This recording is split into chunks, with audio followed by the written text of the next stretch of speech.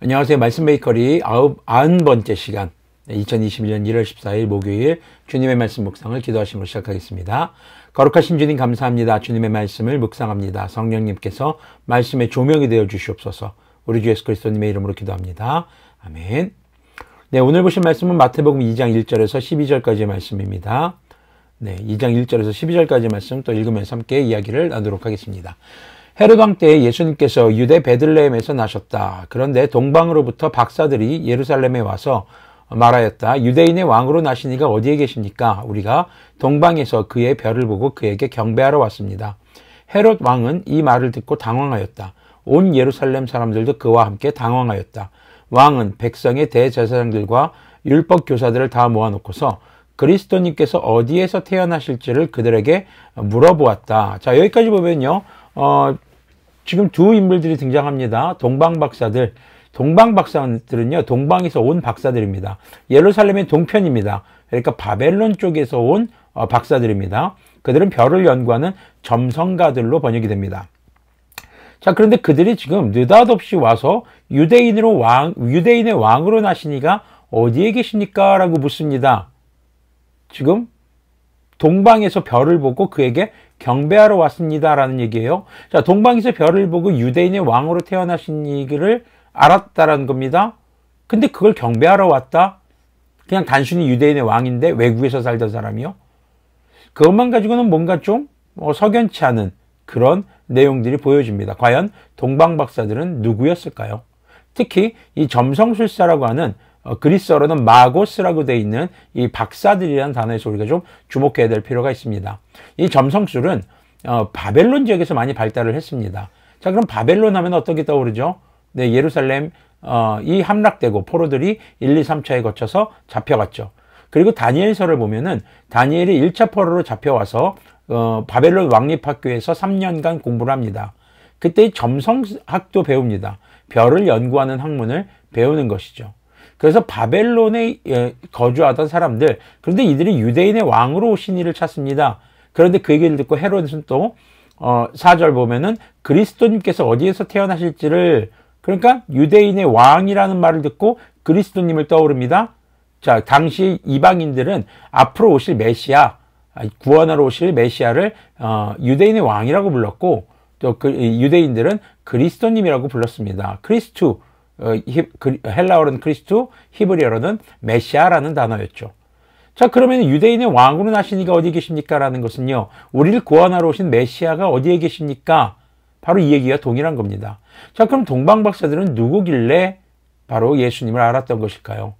아까도 말씀드렸던 것처럼 포로로 잡혀갔던 사람들 중에서 포로로 귀환했던, 예루살렘 다시 재건 이후에 포로로 귀환한 사람들이 있는 반면에 여전히 바벨론에 남아있었던 사람들이 있었습니다. 그래서 그들이 후손들에게 성경을 가르치기 위해서 아람어로 번역을 합니다.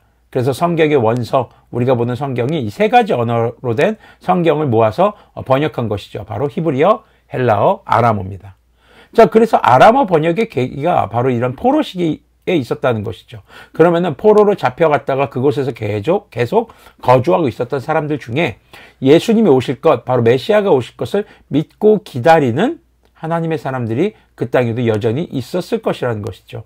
그런 사람들 중에 점성술사들이 있었고 별을 보고 예수님이 태어나신 것을 깨닫게 된 그 박사들이 온 것입니다. 자, 그럼 헤롯은 어떻습니까?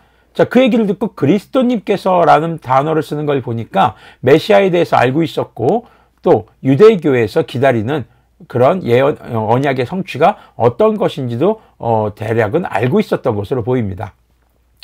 자, 그럼 5절 한번 보겠습니다. 그들이 왕에게 말하였다. 유대 베들레헴입니다. 예언자가 이렇게 기록하여 놓았습니다. 너 유대 땅에 있는 베들레헴아, 너는 유대 고을 가운데서 아주 작지가 않다. 너에게서 통치자가 나올 것이다. 내가 내 백성 이스라엘을 다스릴 것이다.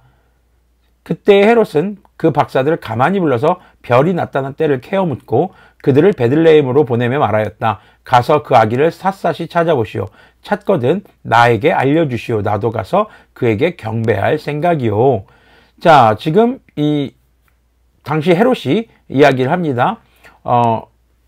백성의 대제사장들과 율법교사들, 한마디로 예언에 대해서 잘 알고 있는 사람들입니다. 자, 예수님께서 어디에서 태어나신다고 했습니까? 예수님이라는 단어 아니죠. 그리스도님께서, 메시아께서 어디서 태어난다고 했습니까? 그런데 이들이 찾습니다. 바로 성경을 찾아서, 말씀을 찾아서 바로 베들레헴이라고 지명을 찾아냅니다. 그리고 박사들을 베들레헴으로 보내면서 그 아기를 찾게 되거든 나에게도 알려달라고 합니다. 경배할 생각이라고 이야기를 합니다. 8절을 보니까 그들은 베들레헴으로 보내며 말하였습니다. 가서 그 아기를, 9절. 그들은 왕의 말을 듣고 떠났다. 그런데 동방에서 본 그 별이 그들 앞에 나타나서 그들을 인도해 가다가 아기가 있는 곳에 이르러서 그 위에 멈추었다. 그들은 그 별을 보고 무척이나 크게 기뻐하였다. 그들은 그 집에 들어가서 아기가 그의 어머니 마리아와 함께 있는 것을 보고 엎드려서 그에게 경배하였다. 그리고 그들의 보물상자를 열어서 아기에게 황금과 유향과 모략을 예물로 드렸다. 그리고 그들은 꿈에 헤롯에게로 돌아가지 말라는 지시를 받아 다른 길로 자기 나라에 돌아갔다. 자, 동방에서 온 박사들은 예수님을 찾습니다. 그리스도님을 찾죠. 그들이 온 목적은 뭐였습니까? 경배하기 위해서였습니다. 왕으로 오신 이를 위해서 경배하고, 아니 그 왕으로부터 뭔가를 좀 얻기 위해서, 한 자리 얻기 위해서 그런 목적이 전혀 없었어요. 경배하고 바로 하나님의 지시를 따라서 자기 나라로 돌아갑니다. 그들의 목적은 순수하게 태어나실 예수님, 바로 그리스도님을 경배하는 것이 그들의 목적이었습니다. 그런데 헤롯이 아까 찾거든 나에게도 경배할 수 있도록 알려주십시오라고 했는데 그런 목적이 아니었습니다. 우리가 내일 말씀도 보면서 이야기를 나누겠지만 헤롯은 전혀 다른 목적을 가지고 있었습니다. 또 당시에 대제사장들, 율법교사들이 있습니다. 그들은 성경에 대해서 알고 있었습니다. 그런데 그들은 예수님이 오실 것을 과연 기다리고 있었나? 라는 생각이 드는 그런 대목이죠. 자, 오늘 말씀에서는요, 이렇게 세 가지 부류의 사람들의 그 기다림의 태도가 등장을 합니다. 자, 오늘 우리가 좀 집중적으로 볼 태도는 바로 동방박사들의 태도입니다. 자, 예수님께서 이 땅에 오실 것을 말씀을 통해서 알았던 그들, 그리고 그들이 자신의 직업에서 성실히 행하면서 예수님이 오셨다는 것을 별을 통해 깨닫습니다.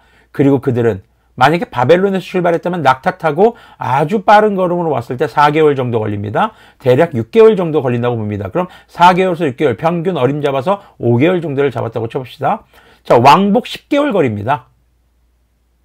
그 거리를 아주 귀한 황금과 유향과 모략, 이것들은요 굉장히 값비싼 것들입니다. 그렇기 때문에 그들에게 굉장히 큰 물질이 들어가는 것이었습니다. 근데 무엇인가 대가를 바란 것도 아니라 순수하게 경배하기 위해서 그들이 그런 고가의 예물을 준비해서 왔다. 그들의 자세를 우리가 한번 돌아보길 바랍니다. 하나님의 예언, 하나님의 말씀, 우리를 구원하러 오실 분을 기다리고 있었던 그들, 먼 타국 땅에서 포로의 후예로서 살아갔던 그들이지만 어쩌면 그들은 하나님의 말씀을 알았고 또 그 말씀이 성취되는 것을 깨달았고 거기에 망설이지 않고 달려와서 경배하러 왔던 그 모습을 우리가 한번 돌아보기를 소망합니다. 우리가 주님의 재림을 기다리는 사람들이죠. 예수님께서 초림, 재림이 있습니다. 초림은 바로 오늘 말씀 본문에서 나타난 것처럼 예수님께서 예루살렘 베들레헴에서 태어나신 것, 이스라엘 베들레헴에서 태어나신 것, 성육하신 것을 우리는 초림이라고 합니다. 그리고 이제 우리가 기다리는 것은 재림입니다.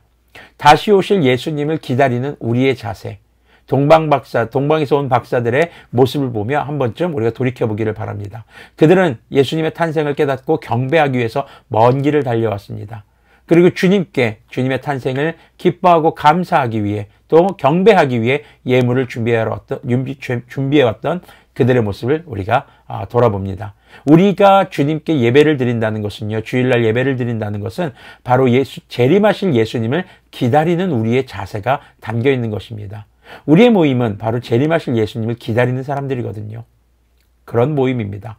자, 여러분들이 주일 예배를 어떤 마음으로 지금 준비하고 계시는지, 오늘 벌써 목요일입니다. 어제 이제 수요일 예배 들으신 분들도 있고 안 들으신 분들도 있겠지만 우리가 주일 예배를 어떤 자세로 준비하는지 일주일이 절반이 지나간 이 시점에서 다시 한번 우리의 기다림의 자세를 한번 돌이켜 보시기를 바랍니다. 그리고 또 여러분들이 주님 앞에 경배하러 갈 때 정말 간곡히 부탁드립니다. 여러분들의 몸과 마음의 정성을 다해서 가시기를 소망합니다. 여러분들이 주님께 정말 주님을 만나러 가는 시간이거든요.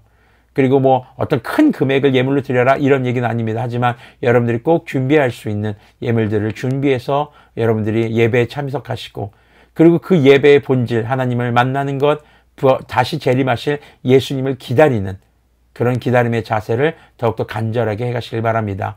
특히나 요즘 코로나19 속에서 교회를 못 가는, 대면하지 못하는 상황이 되죠. 그래서 온라인 예배 때 더 이런 것이 필요할 것입니다. 온라인 예배라고 해서 집에서 내 모습이 보이지 않으니까 그냥 자다 일어나서 부시시한 모습으로 있지 마시고, 좀 더 일찍 일어나셔서 세수하시고, 옷도 평상시에 교회를 가실 때 입으시는 옷처럼, 아니 그거보다 좀 더 차려입으시길 바랍니다. 왜요? 현장에 가지 못하기 때문에 우리가 좀 더 우리의 몸과 마음의 가짐을 더욱더 단단히 하시고 정말 정성스럽게 준비하시길 바랍니다. 그리고 현장에 가지 않는다고 해서 여러분들이 평상시에 드리는 헌금을 하지 않는 그런 일이 없기를 바랍니다. 네, 주님께 드리는 예물이잖아요. 네, 우리가 함께 그렇게 주님 앞에 다시 오실 예수님을 기다리는 우리가 그런 경배하는 자세, 경배자의 모습으로, 그런 자세로 우리가 주님 다시 오실 날을 기다리는, 그렇게 한 주 한 주 주님을 예배하는 그런 그리스도인들이 되시기를 권면합니다. 기도하겠습니다. 거룩하신 주님 감사합니다. 이 땅에 인간의 몸을 입고 이 땅에 오셨던 그 예수님을 기억합니다. 그 예수님을 경배하기 위해 먼 길을 달려왔던 동방에서 온 박사들의 경배의 자세, 그들이 메시아를 기다렸던 기다림의 자세를 돌이켜봅니다. 우리가 다시 오실 예수님을 어떻게 기다리고 있는지 우리의 기다림의 자세를 돌이켜보게 하시고, 우리가 매주 드리는 예배, 코로나19 속에서도 영상으로 드린다 할지라도 우리의 몸과 마음을 다해서, 뜻과 정말 힘을 다해서 주님을 예배할 수 있는, 그렇게 예수님의 다시 오실 날을 기다리며 우리가 그리스도인다운 삶을 포기하지 않는 그런 우리들이 될 수 있도록 긍휼을 베풀어 주시옵소서. 우리 주 예수 그리스도님의 이름으로 기도합니다. 아멘. 네, 오늘도 주님 오실 날을 간절히 기다리는 그런 참된 그리스도인들의 모습이 되시기를 권면드리겠습니다.